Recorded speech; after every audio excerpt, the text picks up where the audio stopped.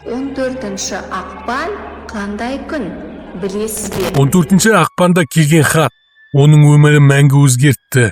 Айнада тұрған бейне оның өзі емес, ал ол 14 ақпан түні жалғыз еді.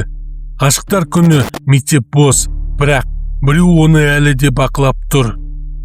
Осы видеоны соңына дейін көруге кеңес беремін.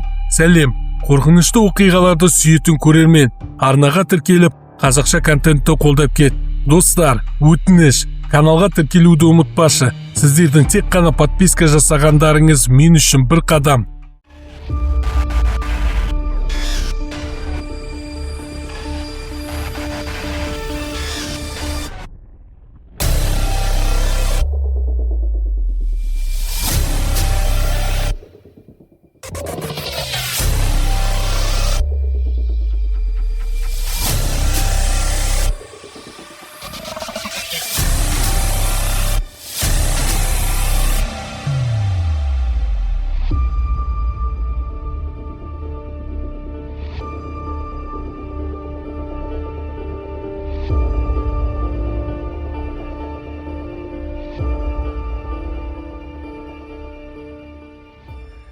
Он 14 ақпан, мектеп іші у-шу, қыздар қызыл көйлек киіп, ұлдар қолдарына гүл ұстап жүр.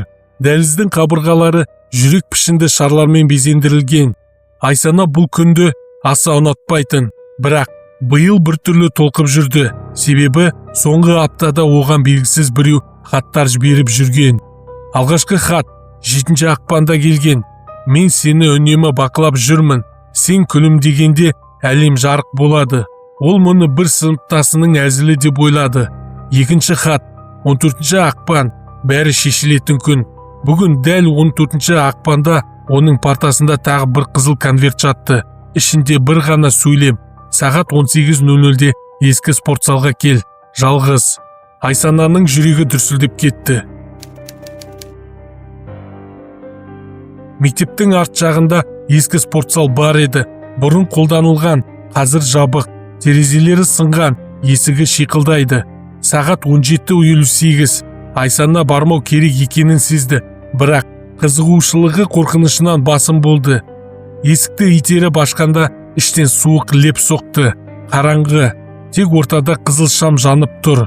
Шамның астында үстел, үстінде тағы бір конверт. Ол жақында барды. Бұрылма. Айсана селк ете қалды. Арқасынан біреу демалып тұрғандай сезілді. Ол баяу бұрылды, ешкім жоқ. Бірақ еденде дымқыл іздер бар еді, жана ғана біреу жүргендей. Залдың қабырғасында үлкен, шам басқан айна тұрды.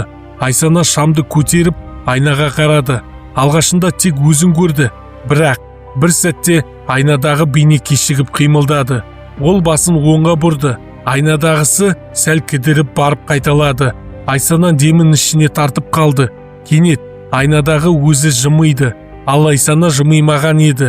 Айнадағы бейне ернімен сыбырлады. Сен жалғыз емессің. Шам жарқ етіп өшіп қалды. Қараңғыда телефон жарығын жақты. Экранда жаңа хабарлама шықты. Белгісіз нөмір. Маған неге жауап бермедің? Тағы хабарлама. Мен сені таңдадым. Айсана шегіне бастады. Артында қабырға. Сол сәтте спортзалдың есігі тарс жабылды. Бір бұрыштан баяу дыбыс шықты. Ауыр аяқ дыбысы. Кім бар? Деп айқайлады Айсана. Жауап жоқ. Бірақ телефон экранында жаңа хабарлама жыпылықтады. Мен сенің артындамын. Айсана айқайлап бұрылды. Ешкім жоқ. Бірақ айнаға қарағанда оның артында қара силуэт тұрды. Ұзын бойлы, беті көрінбейді. Ал шынайы өмірде артында ешкім жоқ. Айнадағы қара силуэт қолын созды. Айна бетіндегі Айсана сол қолды ұстады. Сол сәтте шынайы Айсананың білегі мұздай болып кетті. Спортзал ішінде жүрек пішінді шарлар бірінен соң бірі жарылып кете бастады. Қара силуэт айнадан шыға бастады. Әуелі қолы, сосын иығы. Айсана есікке қарай жүгірді. Есік ашылмайды. Телефон тағы дір етті. Сен менікісің. Айна сықырлап сынып кетті. Бәрі тып-тыныш болып қалды. 15 ақпан. Мектепте сыбыр-күбір. Ескі спортзалдың есігі ашық тұрған. Ішінде ешкім жоқ.